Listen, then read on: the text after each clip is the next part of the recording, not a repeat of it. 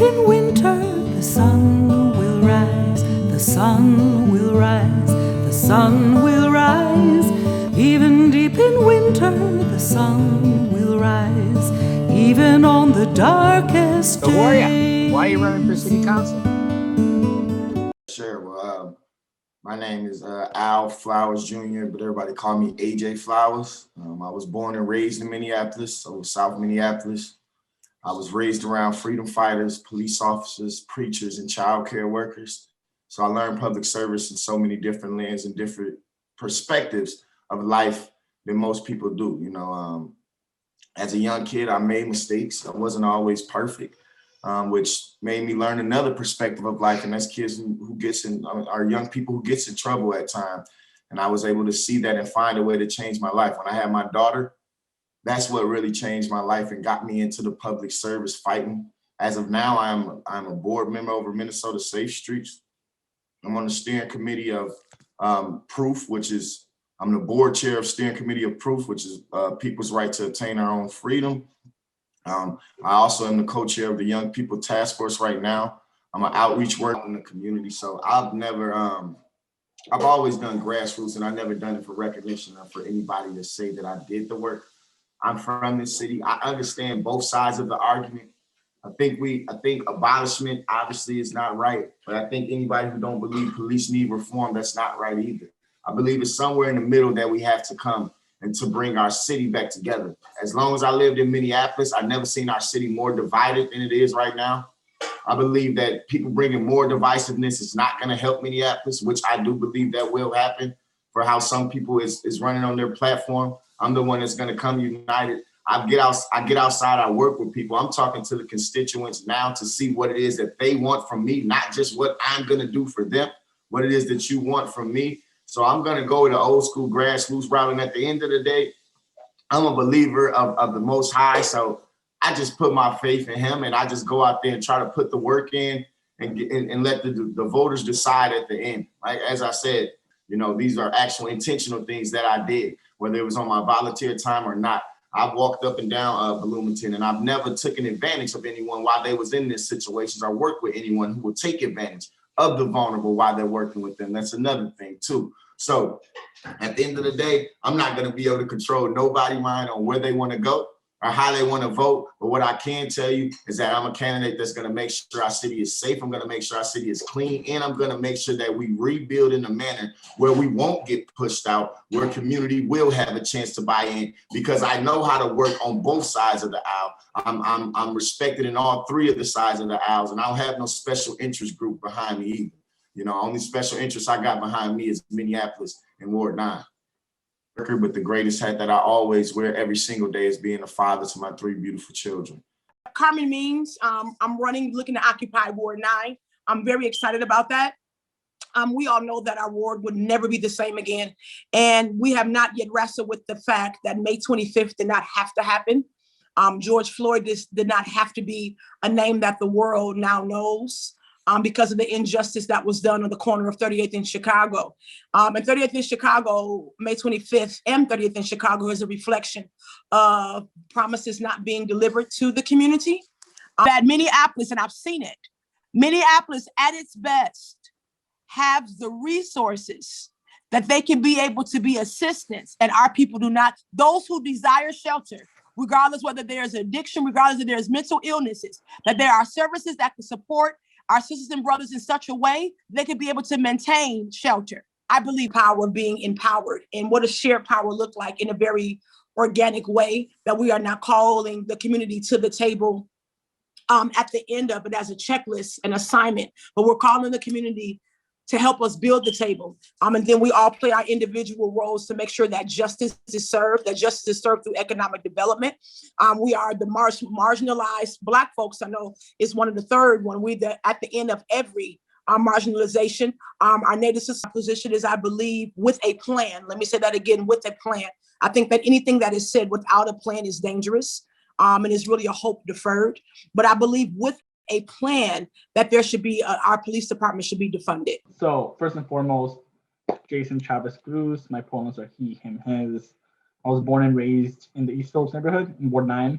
My parents came from Mexico. They escaped violence and poverty in search of a better life here in the United States and made Ward 9 their home. I grew up going to Santo Rosario, which is right next to the East Slopes neighborhood. It's a Catholic church, and lived 3 blocks away from the church, where we would just walk and play soccer there as well.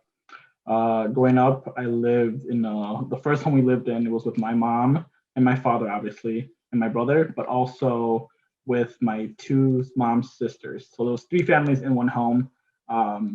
And it was a 3-bedroom home, but we all got to live in one room. It was really cramped, but it was a really beautiful place, just because you would wake up and fight with your cousins. You would wake up and just be around your family. So it was a time when you didn't really know that you were living a not so comfortable life, but it didn't feel that way because you were around the people that you loved and cared about. Moving forward, a couple of years after, we ended up moving 3 more times in the East Hills neighborhood until we got to one of our final destinations as a whole family. And in the same home, after a couple of years, we found out that we had soil contamination in our backyard. And this was the soil that we played on, whether it was just us playing in dirt because we were little kids, or my parents liked to plant fruits and vegetables, specifically this little apple tree. And this little apple tree is a symbol for me of what was to come, right? It was something that we would just eat off of. And it wasn't like big apples. It was like a little apple tree with apple sizes this small and own stuff. And eventually the city of Minneapolis told us that our soil was contaminated. So this was before we didn't even know. And we were putting this stuff, these toxins into our body and damaging it for the future, right? And when they told us, they told us in English. And like I said, my parents are from Mexico. Like, English is not their first language. Spanish is. And they had to learn English through working here and, like, trying to adapt to the culture in the United States. And they were told in a letter, and in writing they don't understand. It's a little upsetting that at the time the government didn't really tell us what was happening, and when they did, it was inaccessible. Yeah, so I went to school at Anderson Community School. I'm young. I'm 25 years old. I'm the youngest person running Anderson Open. And then I went to Cristo Rey Jesuit High School, which is on Lake Street. I know where it is. Yeah, it's like a school that started to help reduce crime in neighborhoods, but also as a way to introduce like low-income students to like an opportunity to have a better life. And I don't think it's a solution to everything. I do know that it helped me out because at the age of 14, I started working. And then what'd you do after high school? I went to the College of St. Scholastica in Duluth. So ended up becoming the student body president there. Yeah, so after that, I started working at the Capitol. So now I work at the... So who'd you work for right away? So Representative Carlos Mariani, like a lot of criminal justice reform and stuff. So one of the things that we're big advocates on was trying to make sure that the state is actually testing sexual assault kits because they're lagging. So we're trying to make sure that they're doing that. And then we did the big, I don't know if you noticed, after the murder of George Floyd, we worked on a lot of police accountability. So we had to like work all summer this past summer on police accountability measures, which one, I will be honest with you all, like, I don't think it goes far enough, which is why I'm also running for city council. But obviously it's hard to negotiate with Republicans and even Democrats who work at the Capitol. So I work for Representative Mahmoud Noor. He represents 60B. And then John Thompson, he just got elected from the east side of St. Paul. And then I work for the Workforce and Business Development Committee, so at the Capitol. Then I went to college in St. Cloud. I lived in St. Cloud for about another 6 years, where I became an activist, very much involved with an organization called Unite Cloud, where I was working with others to reduce racial tensions in central Minnesota. I was very much part of that conversation media-wise. I was part of many panels speaking on racism and discrimination and anti-LGBTQ plus, among many other things, identities and all that. Anyway, he's as part of that process of speaking up and fighting for others and giving them my voice, being allies. I want to share a story with you. I don't know if you remember, there was an Orlando shooting a while back, and a lone gunman walked into a nightclub, killed our allies, members of the LGBT plus community, and then we were mourning. So everybody was mourning all over the country, and St. Cloud was no exception. So we got people together just to support, and assure them that they're in a safe space, we're together. And I was at this event, and I was the only Black Somali at that event, and there were media people there. St. Cloud Times was there, and I think they took a photo of the events, and they wrote about the event as well. And I was there. I was the only Muslim Black Somali person at that event. There was nobody else. Just holding them and consoling them and hearing the stories and the fear that they had, and the conversation that and just assuring them that everything's gonna. I did face some backlash after that, because there is people who are not as tolerant, especially in St. Cloud area. I got called out names, and that didn't bother me. It didn't faze me, because I knew what I was doing was the right thing. I think my other story is, last year, part of last year, I ran for U.S. Congress on a DFL ticket, Democratic Party ticket, and I wanted to really talk about issues that really matter to us as neighbors, as friends, as a community. And one of the issues that I really felt that people are not really speaking on was, I'm a father of 4, and I graduated. I had a huge loan, laden with debt. And I thought maybe if I open this conversation up, maybe someone who's going to seriously win this race can take that message with them, So I just wanted my voice, really, a frustrated father who's paying student loan, frustrated father who has 4 children that cares about the environment, a frustrated father that really, and not only me, so there was a lot of us out there that just like me, So that was one of the reasons I ran. But I eventually ended up writing an op-ed endorsing Ilhan Omar, because we had the same message. Her and I spoke, and I made it clear. I never ran a negative campaign. I never attacked anyone. I just stayed on the message, and I think that was important. When Alejandro left the seat open, I said this is an opportunity again to get on message, and maybe a city council position would be a place for me to really also be a voice for many people, fight on issues that are important in our neighborhood, in our community, and make our world better. So, and the issue also of policing. See, I'm raising 4 kids. This is a conversation we need to have on where we want to go on this, and we're fearful, like a parents. I'm fearful for my kids, when they get to be 15, 16, 17. I'm thinking, processing so much, because when they go out to play basketball, are they going to come back home? When they go play out, watch a movie, are they going to make it back? When they go out and have a dinner with their friends or go on a date, are they going to come back? We worry compared to our white neighbors. We worry a lot more for our kids, and that's extra for us, because that's something extra we have to worry about. Every day when our kids walk throughout, when they walk out of our doors, our homes, we are always constantly, and that's trauma, itself. Well, my political life began with Paul Wellston, having worked at the airport. I used to work for Avis Car Rental, and Paul, there was an event in South Minneapolis that Paul was holding, and I was invited by a friend to come to that event, and I heard for the first time Paul speak, and he inspired me. And then from that, I took on, I became I wanted to become the Black Wellston, the immigrant Wellston, that's. So I live in Little Earth. I was born and raised here.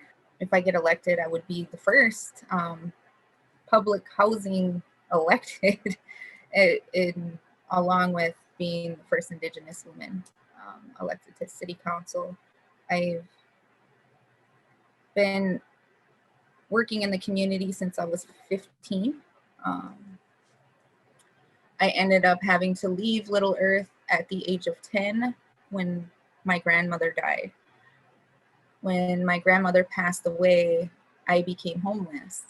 I went homeless in a tent for 4 years of my life. You worked in City Hall with Alondra Cano, and I know Aisha is a big supporter of yours and said she, worked with you. And what did you learn from that? And what was your experience working in City Hall that you think that helps you, bring you to being able to be a city council member? I try to stay true to who I am, because if you end up staying there for so long, I think it eats you up. I'll say that first before I tell you all of my experience that I've learned. I've learned how to make ordinances. I've learned how to push grants. I've learned how to make grant appropriations. I've learned so much working there. I've learned how the system works. I learned all of the different departments. I've learned who the council members were and how to actually talk to one another as human beings, and be able to talk about the issues and debate the issues without feeling like it's a personal issue, like they're attacking you personally.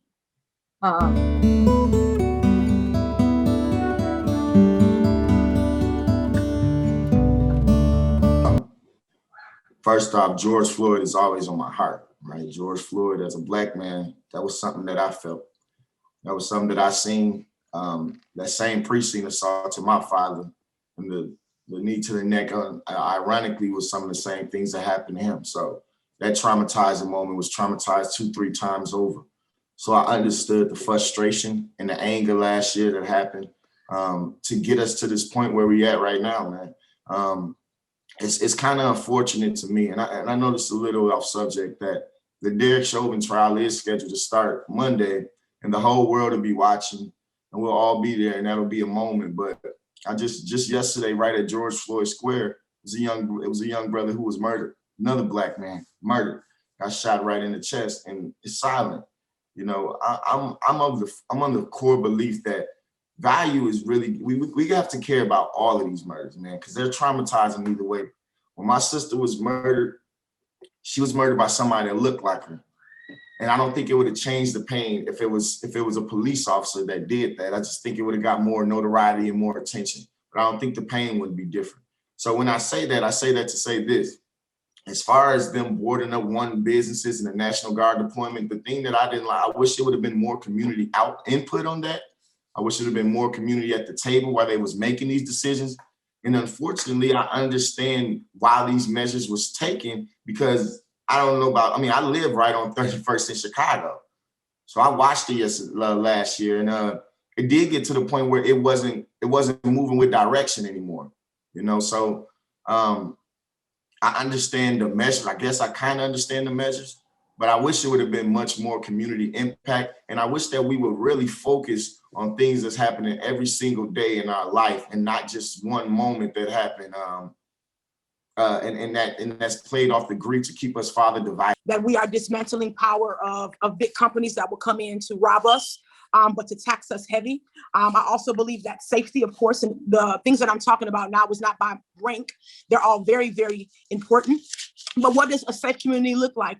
For a safe community to be safe, it involves the participation of community that believes in safety. And we know that building community does help significantly when making the community safe. And so I can go on and on. I believe my bottom line of running, I believe that what has been done needs to be undone. This is a very unpredictable time. We know that the city council that we now currently have, they had no idea of a pandemic, neither an uprise, that it will be within their 2 years that they will have to have such opposition against them as they were making moves.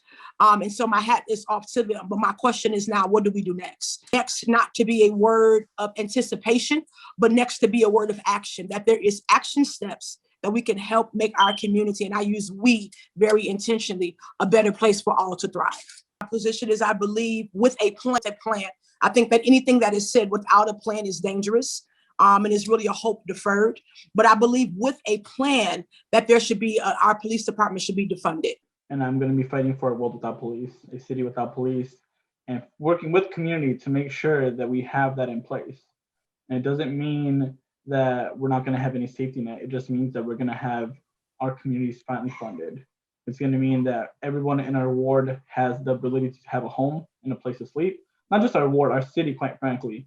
It means that people have good access to jobs and union jobs, right? One of my mentors actually told me a good way to end, not gang activity, I would say more like violence in your neighborhood. And I'll be quite honest with you, it's not the solution to everything and it won't solve everything, but it will help a little bit, is giving someone a $60,000 union job.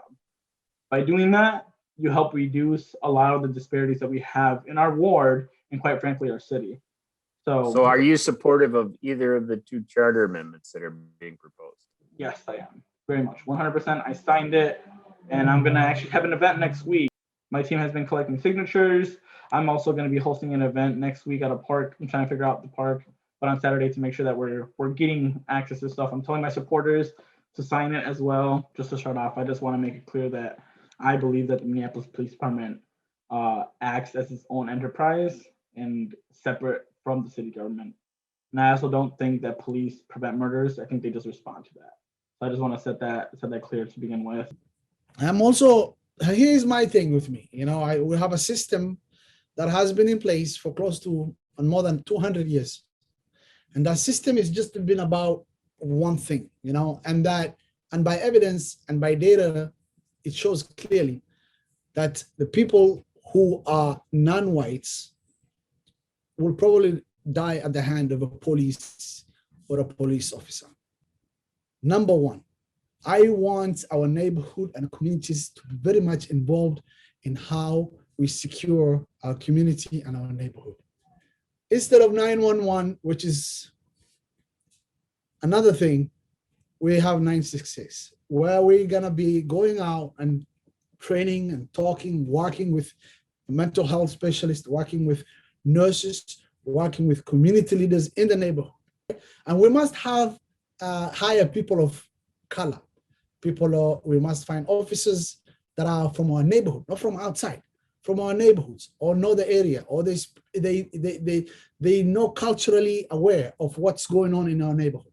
Look, I've sat down with small businesses, and these are immigrant businesses that have been affected a lot by some of this insecurity. And some of these immigrant communities themselves have hired people from our own neighborhood, Ward 9, right? And they're feeling insecure. I've sat down with them and listened to their concerns, right?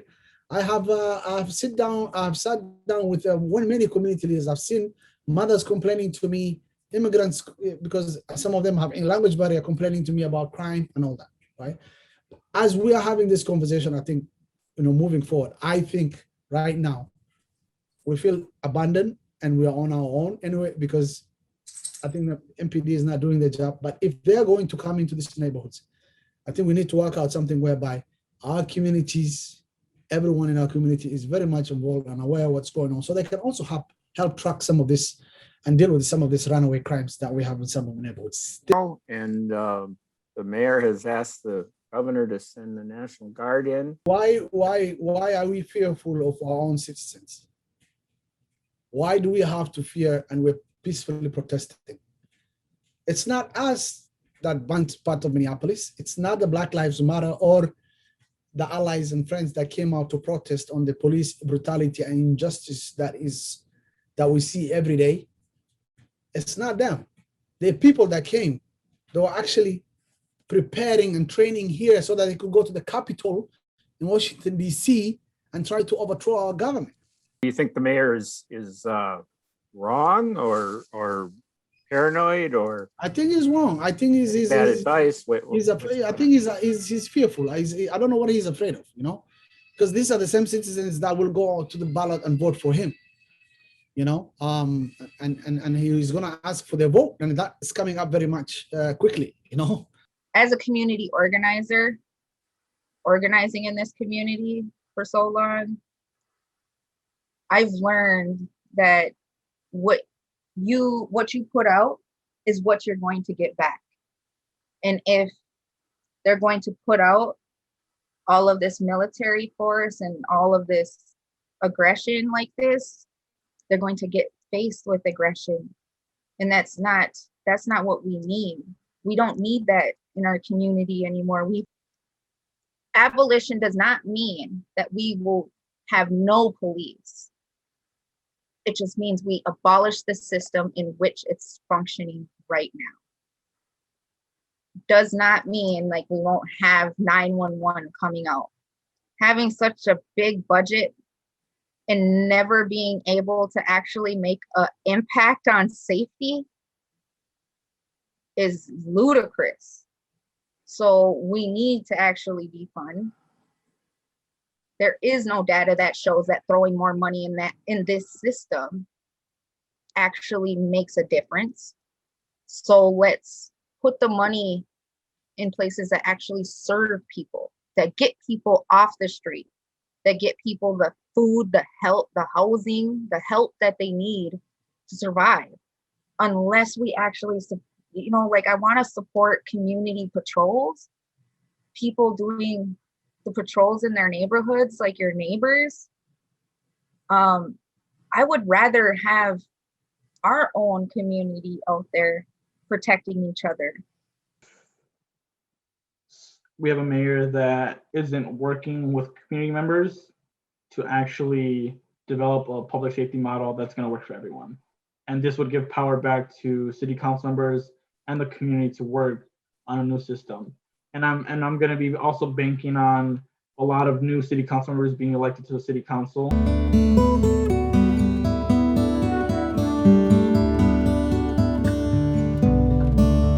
Both and approach as far as not just a homeless shelter to bed and house them, but a homeless treatment center to help them, groom them and get them ready to try to find a way to get back in life and help them, whether it's chemical dependency issues or things like that. I was one of them people that was sad that we weren't able to have somewhere for them to go and somewhere for our kids to go, for our young people to go. Because I have to be true. My daughters and them, they go to Powderhorn Park all the time.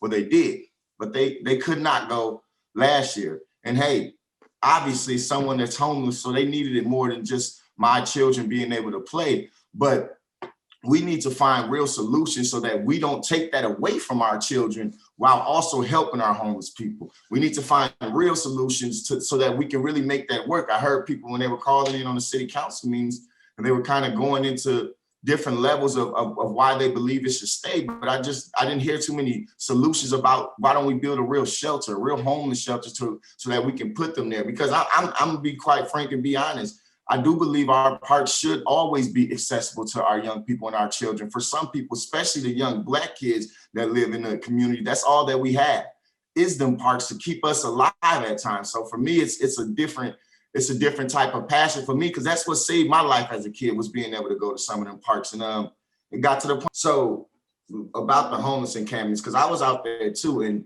I've met the people too, what they call themselves, they like to live on the land, right? And I completely understand that. I'm not forcing anybody to have to do that. That's why I said with the homeless treatment facility I wanted to run, it's kind of a both and approach where you have the ability to have more than just to be housed. So that's up to you if you don't want the treatment.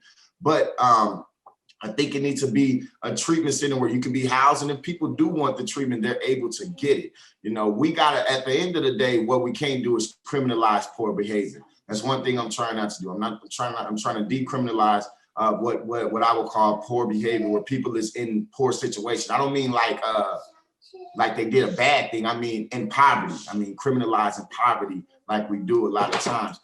In other article, even if you dive in deeper with the 20%, I mean, it gets even worse when you start talking about who the 20% look like, because a lot of them people look like me.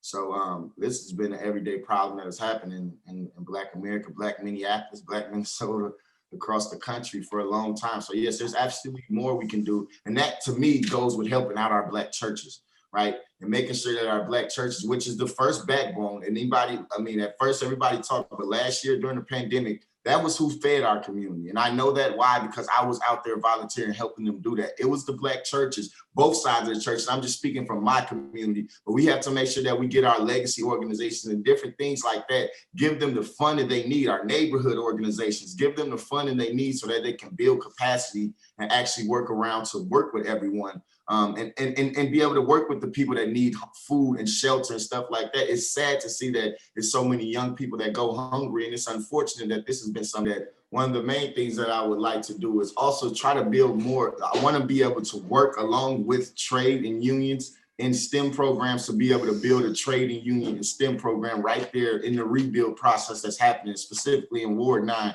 because the ultimate thing is, as everybody knows, the greatest social service is a job. There's no way around that, and a good paying job. That's the thing, because some of these trades can get there. I believe that that's the model that we have to go as well. So yes, I would absolutely advocate to make sure that we can get a farther capacity on our food stamps and different benefits from the government. But I believe government is working best when it's actually giving people the tools and the necessities they need to be able to father themselves and be more successful in life. You know what I mean? Whether that's education, whether that's housing, or whether that's economics. I think if once we start focusing back on them three main value issues, because as you see right now, we went 40 minutes in the interview and we don't even get to speak about, economics because of the way our world is and the way our city is. You've been living here for a long time. This is the first time I can remember it being as divisive as it is. So for me, But my question is, how do you evict someone from a public place? Well, they did it. How? Right. But my question is how? Right. And then the bigger question is though, and then where do you go? Where you evict them to go where? Here's why.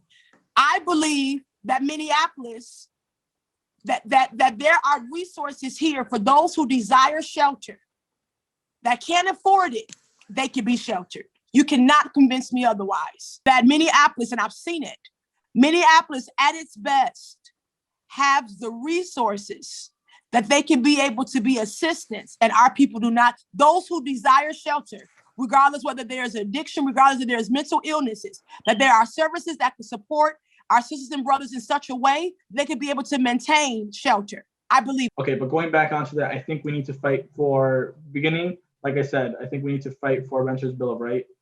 It doesn't solve everything, right? But it will help a little bit with this stuff. So I think fighting for rent control is really, really important. I do think it's going to pass this year, not this year, but it's going to get enough support to pass. I think we need to make sure that we do the tenant opportunity to purchase. I think right now at Part of Home Park, Dave, I don't know if you know, there's a lot of Latinx families that are about to be left homeless because Touchstone Mental Health tried to come in and buy the building and was about to make these families homeless. So I've been working with them since the 1st of January, along with Pueblos, which is a nonprofit faith-based organization, right? I think until we make sure that people have housing, then that's what we're gonna have to do, right? Because if it was my world, I would make sure that we have rent control. We pass the tenant opportunity to purchase, that we do eviction prevention by ending just cause notice, right? Making sure that everybody has the legal right to counsel, making sure that we work with the state government to make sure that we can do eviction expungement, making sure that we provide 4 million incarcerated people with jobs, right? Making sure that we have anti-displacement zoning laws, that we have mass expansion in public housing, and making sure that we can make cooperative housing a thing, right? If that was my world, I would be pushing all these things, and if it could pass, it would, right? And making sure that we have housing first initiatives that provide wraparound services to make sure that our in-house community has what they need to be in a stable home, right? And if that doesn't get done, then yes. Right. So you think the parks, people ought to be allowed to camp in the park? Well, I would say if we can actually have a council that prioritizes shelters along with getting public housing, we shouldn't have so many people out on the street. We need to stop the privatization and we need to start expanding it again. We got to at least build more public housing. What I hear a lot whenever I'm talking to people about it is really, they don't want people to be reliant on the government, is what I always hear. Whenever they say, oh, we don't want to end up keep giving people just their memfit over and over again, right? Like, we don't want them to be reliant on MemFit. That's why they made the requirement of 7 years, right? You can only get MemFit for 7 years, and then you're cut off for the rest of your life. When we do that to people, we tell them that we will only help you for 7 years of your life. And that's messed up.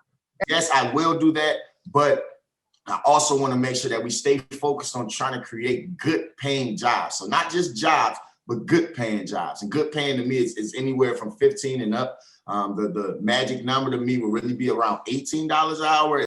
And also just being there, and listening to the voices of Ward 9 and the people that call Ward 9 home. That is important. I want to remind people that while we're going to be coming through these next couple months of the Derek Chauvin trial and the other trials that's going up with George Floyd, we cannot remember to stay vigilant on different issues that's facing our communities today, such as housing, such as education, and such as economics. We cannot allow one issue that's going to keep us farther divided to only be our main fighting point. We have to make sure that we fight on them 3 focal issues too. That's housing, that's economics, and that's education. That is when we need the support and all the strength and energy that we had from last year to really get the tangible change that I believe most people want to see in the city.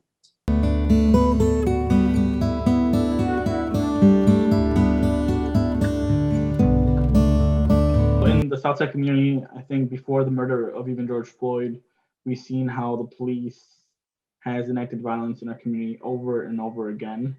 I do want to talk about a little bit of my own experience. Like I said, I was born and raised in the East Phillips neighborhood, and growing up at the age of 17, I would say, do you know the Salvation Army next to Mercado Central? So my cousin lives right behind that home, and we were walking from his home to the grocery store, and I believe it's not Puppet Munch. I call it Puppet Munch, but there's a not grocery store, it's a gas station. It's blue. There's a gas station there. We were walking to that, and the police stopped me, my brother, my cousin, and my friend. And they told us to sit down. They cussed at us, whatever, and they started patting us. So they started patting my cousins. They threw them in the back of the police truck, police car. They grabbed me, and they started patting me down, and then they uppercutted me, and I'm showing you with my hands because that's what they did. The police officer, a woman, she did that and hit me in, in a part that really hurts. And then she threw me into the cop car and then slammed the door while my foot was outside of the car. And it slammed my door. And I started yelling and freaking out because like my leg just got smushed by a police car. And I started yelling, saying, "Why are you doing this?" I was in fear. And then my brother said, "Shut the fuck up." And excuse me for my language, but that's what he said. And he told me to be quiet basically because he was scared that if I kept making any more noises that we were gonna get more in trouble. He took us to downtown. I couldn't call anybody. I also want to talk about the summer. We were obviously after the summer, we were working actually on Lake Street. We were defending Lake Street with our community members, and we were by La Michoacana, and we were also by the gas station that burned down. There was like a house. There's some houses behind there, but also there's a daycare, Somali daycare over there, and we were there with community members and giving food out, making sure that people that are protesting had access to water. And instead, what happened was we saw the National Guard come in about to arrest everyone. And then we all ran inside the building. We let everybody come in because we're like, you know what? Like, why are we gonna have our own community members again be arrested and have a criminal record that's gonna impact them with jobs in the future? So we let them in. The National Guard tried to break in, and they were scaring us. We were like, we're about to go to jail because we want to make sure our community members are safe. And over again, we have our ward being over-policed and over-militarized, and adding the National Guard here is not helping. It's just adding more trauma to our community, and that does not need to happen. Instead, what we can do instead of spending all that money there is making sure we're funding our own communities with our own safety prevention methods. What we did that night when we made sure that our stuff didn't burn down was that we were organized with community members that actually lived there, block to block, defending our own communities instead of making sure that we fund other things that are not working. But I know the community I'm running in, like I've seen the blood, sweat, and tears and experienced it all myself along with the community. So it wouldn't just be what I've experienced. It's like the story of mine and my family's is a story of Ward 9, the story of the East Slopes neighborhood. And we need somebody there that knows the struggle of the South Side. And I'm not saying that's the only person that can be elected to the office, but if you know the struggle of the South Side, you're more likely to support what the South Side needs. We need someone that has the lived experience here, but also the policy experience to get things done. And I am that person. We need someone that is able to connect to the Ward 9 community, someone that knows the tongue of people here. I am, I believe, the only candidate that knows how to speak Spanish, and Ward 9 has the biggest Latinx population in the state, has the biggest undocumented population in the state, has a big cultural corridor that speaks majority Spanish and not English as a first language. And they also need and hopefully want or have some access to someone that can speak their language. And I'm not saying that's the only way, right? There's other ways to do that. You can have staff that speak Spanish, but that is something I bring into the race, which is speaking a tongue of one of many of the ward. Secondly, I talk a lot about me living here. That's important to me because I know what it feels like to not have a home, right? I know what it feels like for my family to get kicked out and have no place to sleep. And that's not just my story, that's the story of Ward 9. I know what it feels like to wake up and have your parents be sent back to Mexico. That's also the story of Ward 9, when we have ICE raids here knocking on people's small businesses and sending them back to Mexico. That's the experience of Ward 9 as well. Whether it's the Minneapolis Police Department doing harm or ICE, it's the same pain with our Black, brown, and Indigenous brothers and sisters and friends. It is the same pain, and I've seen that and felt that myself as well. So like I talk a lot about that because it's important, but also I have policy ideas with community that is being led, right? Our vision is a community-led, community-centered vision. Yeah, I do have a lot of policy experience and have been doing a lot of work at the Capitol to give things and do things for Ward 9, but also for the state and for the city. And now I'm working with community to make sure that they develop our policy priorities and they develop a vision that's going to make sure that we lead with a radical vision of love and care to make Ward 9. Having welcomed me, importantly, and I think I can be someone that can collectively bring everyone together. I think I have the mindset and also the calmness and the leadership to be able to really rally people behind the message that's what we really want Ward 9 to be, you know, and also the voice of Ward 9. And I want to be in position of servant leadership. You know, I want to be able to people in Ward 9 to look to me as someone who is accessible on issues, and also just being there, you know, and listening to the voices of Ward 9 and the people that call Ward 9 home. That is important. We are just more than individuals or groups. We are just a collective, a fabric of people from many parts, and we call this small place collectively. We call it home, and I feel like I wanna cherish that moment, and I wanna, you know, be able to. I'll call it home. I call home for everyone. You know, we need that. I'm a huge Vikings fan, by the way. You know, one of the jobs that I did was working security for Minnesota Vikings. So I did two jobs. So I did for Avis, and on the weekends I used to work at the Viking Stadium when Randy Moss and Dante Culpepper and Denny Green and everybody else was working there, and I was in charge of the elevator for the Vikings game. And I would see the owner, and I would see all these Viking players, Chris Carter and all of them. You know, I did take on an Uber driver part-time. I don't do it anymore because, like I said, I have a baby and I'm scared of course, there's COVID-19, you know, and among many other fears. But I'm not able to do that myself right now, you know. I understandably it's a challenge, but for the Uber drivers and I think for the gig drivers, I think I will support offering them, you know, when things, you know, get better right now and they come back to driving. I think I should be able to advocate and push for an idea of offering them parking tickets so they can be able to deliver food in many of the streets that we have in Minneapolis quickly and, you know, get in restaurants, get out, get it, you know, because I've seen how difficult that is. I want to be able to also offer no interest loans to businesses. I want to improve access to quick funding. I want to reduce obstacles to obtaining financing. No condition grants, initiatives that encourage minority business ownership as well. But I want to encourage that. And then initiative that promotes the hiring of minority community members in that, Another big thing for me is housing. I want to be able to fight for low income neighborhoods. So do you think we should allow people to camp in the park?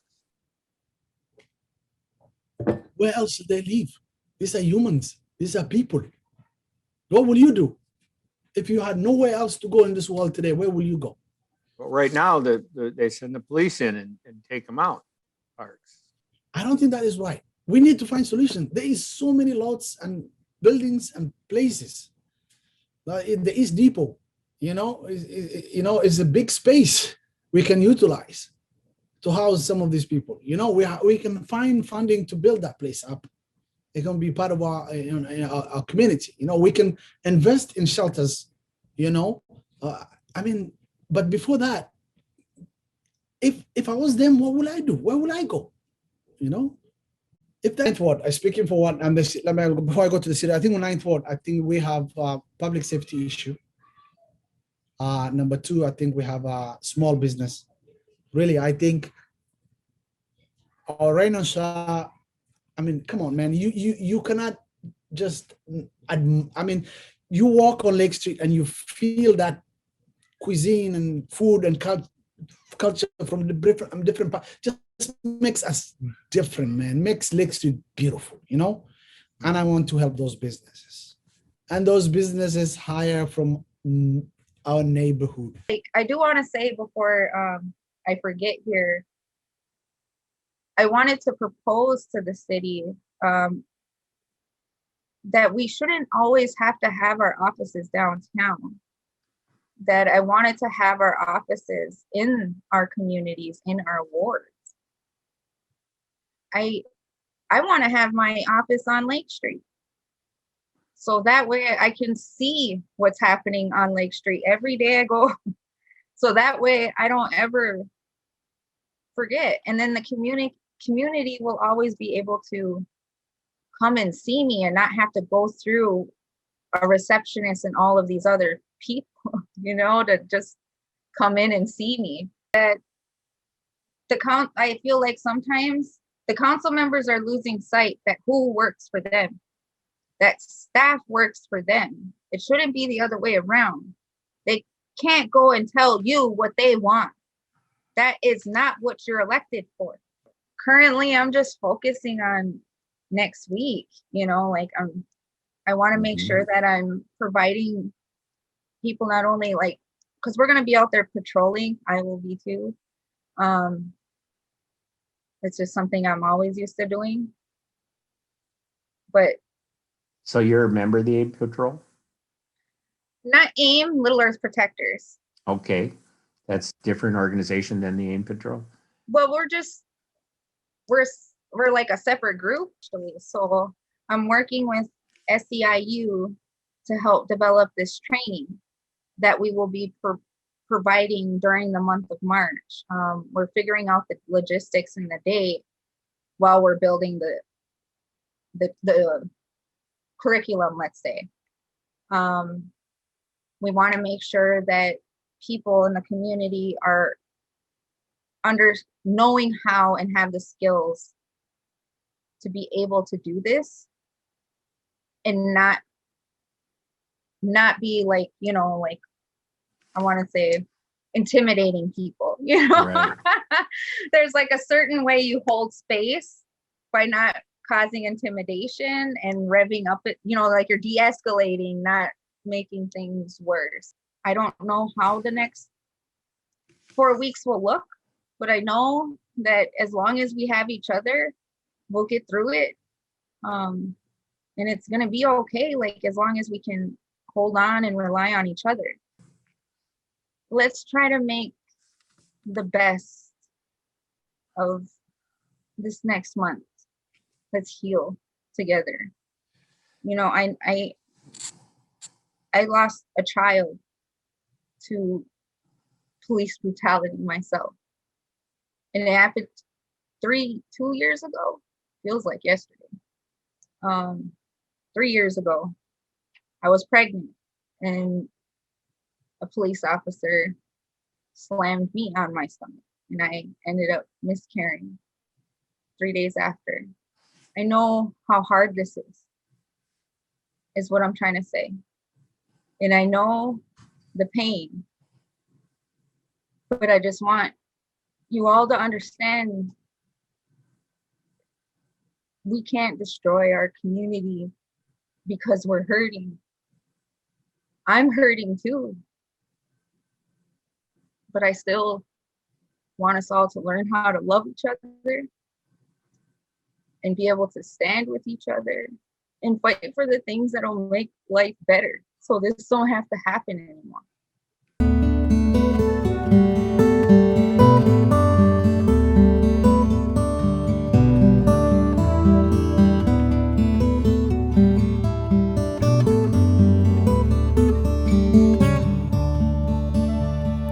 Even deep in winter, the sun will rise, the birds will sing, love will grow.